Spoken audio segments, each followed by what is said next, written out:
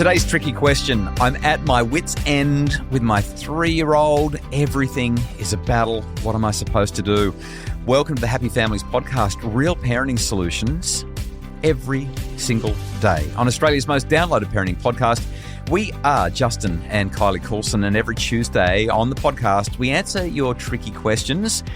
Family, relationships, well-being, teenagers, discipline, whatever it might be. Ask us pretty much anything. You can send us a voice note to podcasts@happyfamilies.com.au. That's podcasts with an S at happyfamilies.com.au, or visit the website, scroll down to the podcast section and press the record button. Start talking. It's that simple. Today's question comes from Natalie. I'm at my wit's end with my 3-year-old. Everything is a battle. Getting dressed, bath, teeth, hair, eating, not hitting your sister. She's always so angry and yells whenever we ask her to do anything. If we say no, if we turn the TV off, etc. We have a routine for morning, which includes no TV, and evening. I've tried leaving extra time. I've tried getting down to her level, holding hands, eye contact, saying, I know this is hard, but if she doesn't want to do something, that's the end of it. She'll scream, hit, throw things, none of which we do at home. At daycare, they see none of this behaviour, so I'm sure it's not some sort of permanent issue. They're clearly much better at getting the best out of children. And I know she feels safe around me, which is why she lets it all out with me. But I'm struggling to cope with the outbursts and the inability to get ready and get out the door.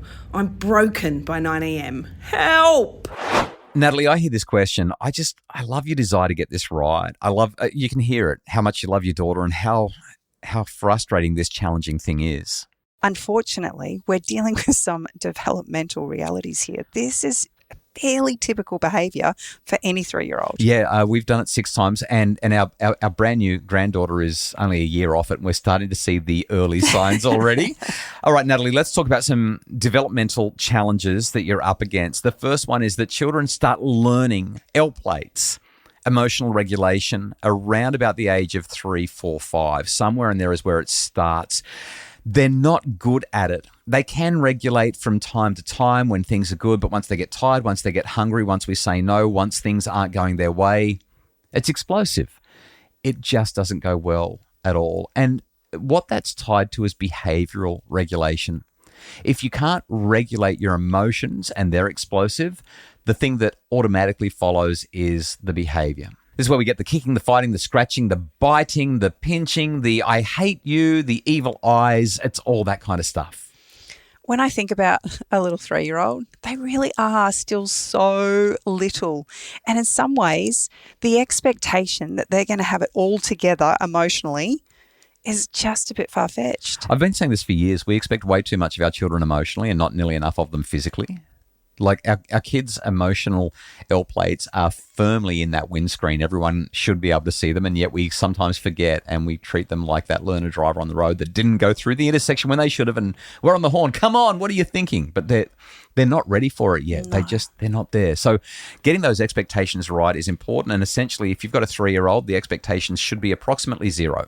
Or maybe a touch more than that. I mean, they are learning emotional regulation, but the average kid, what they need more than anything right now is compassion. Yeah, the average kid learns to regulate their emotions most of the time in most circumstances by about the age of 9 or 10, maybe 8 if they're an early developer. And so we're talking about a 3-year-old. That is a very, very, very big difference. There are 2 other developmental realities that can explain what you're dealing with, Natalie, and what anyone with a 3-year-old who is driving them bonkers is experiencing. The first one is called theory of mind. This is a technical term that psychologists love to use so that they can feel like they're better than everybody else. It's all about superiority when we use terms like theory of mind. What it really means is that a child can only take their own perspective.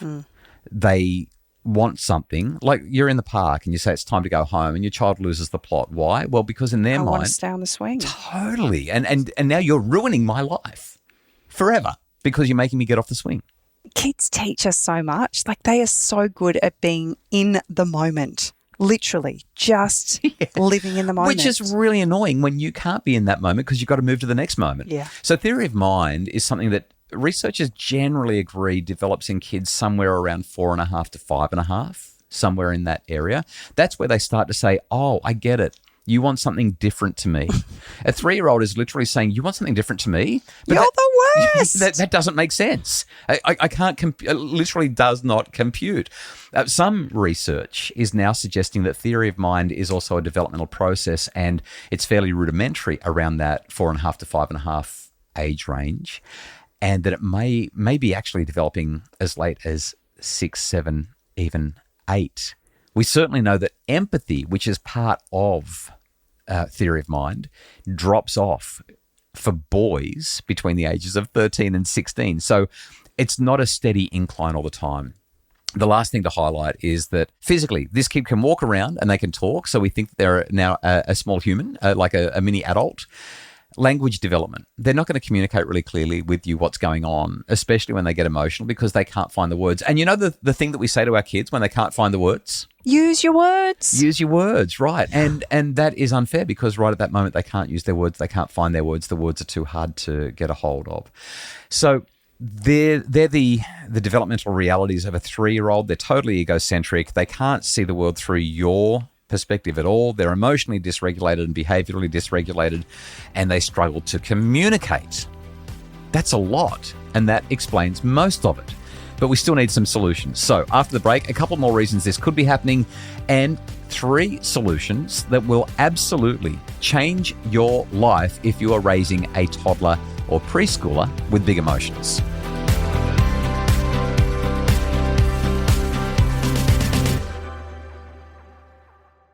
Kylie, when kids get really emotional, I'm always curious to know whether those emotions cross contexts.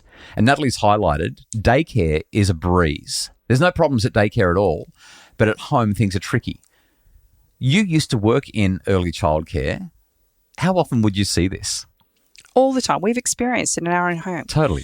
One of our children, I could not get her to leave daycare for the life of me. Like literally meltdowns every day. Yeah, which is so funny, because so many parents are like, they lose it when I leave them there. Yeah.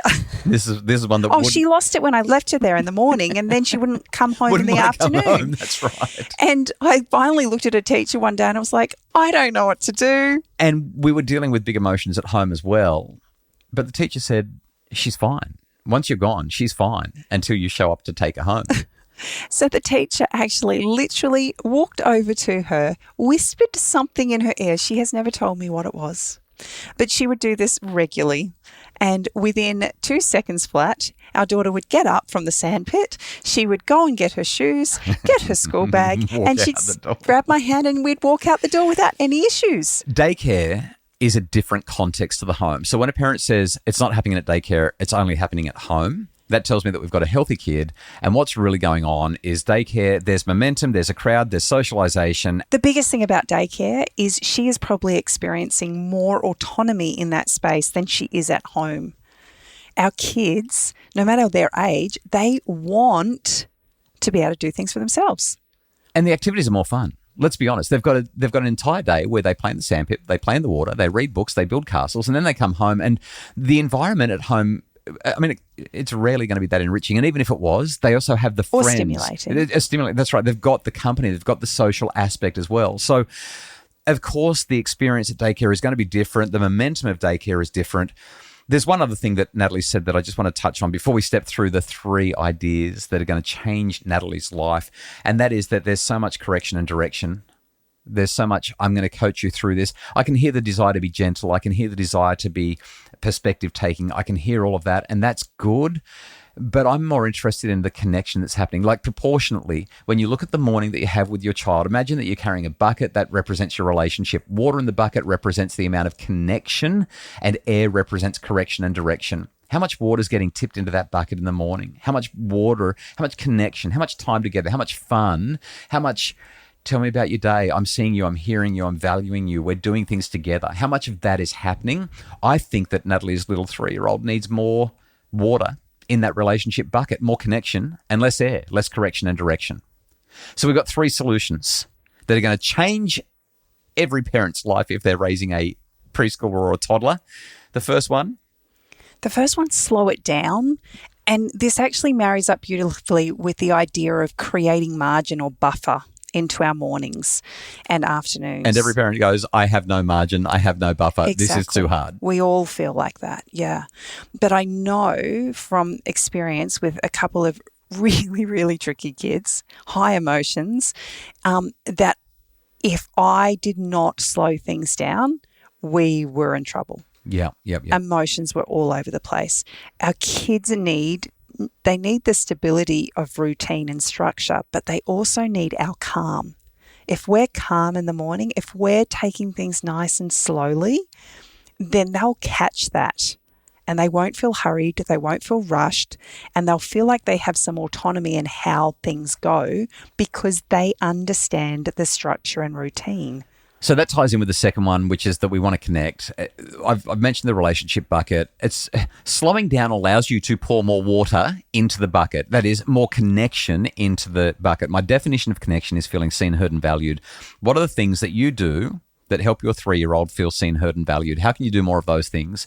Conversations, games, reading, just being together, emotional availability. That's the crux of it. Unfortunately, a lot of that stuff is important but not urgent. And so the urgent stuff gets in the way. Making it a key priority will change your life. It will change your relationship with your kids. Everything's better when they know that they have a place in your life. So the mornings that have been the trickiest for me is when I have a separate agenda to my kids. So I wake up in the morning and I know I've got to do X, Y, and Z while my kids do A, B, and C. But what my kids actually need is for me to be involved with A, B, and C. I need to do X, Y, and Z at a different time.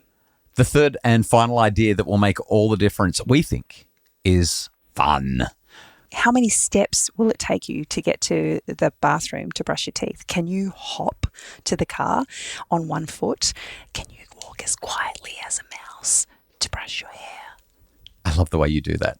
Just find little things. Like it's not actually about creating carnival fun, balloons and streamers and all of that kind of stuff. It's literally about just taking the normal and adding an element to it. If you go into any childcare centre, you're going to find that. That's how they motivate the kids. They get them doing things that are just a little bit out of the norm. Who wants to walk to the bathroom when I can skip? Not going to lie, rainbows, unicorns and confetti will make it more fun again, but probably not realistic. The other thing that can make it fun is music and dancing together and just energy and activity. 3-year-olds love this stuff. We believe those things will make all the difference when it comes to dealing with the tearing your hair out phase of raising a 3-year-old. Oh, by the way, it's still going to be hard. And those things require effort and intention as well. So this is not an easy, quick fix. It requires genuine intention to get there, but it will move the needle. But the reality is, whether we do it that way or we do it the way we're doing it right now, it's still hard. It's still hard, right? Yes. So wouldn't we rather the hard be one where we're all leaving with a little bit of a smile on our face and a skip in our step than ranting and raving, screaming and kicking? Really appreciate the question, Natalie. Wonderful to be able to be helpful. Every Tuesday on the podcast, we answer your tricky questions about family, relationships, well-being, screens, discipline. If you'd like to submit a question, we'd love to hear from you. Jump onto your phone, send us a voice note to podcasts, that's podcasts with an S, at happyfamilies.com.au. The Happy Families podcast is produced by Justin Rulon from Bridge Media. If you would like more information specifically about this issue, check out the webinar at happyfamilies.com.au called Little People, Big Feelings. Might just change your life. Or have a look at the book, The Parenting Revolution. More information and more resources to help make your family happier are available at happyfamilies.com.au.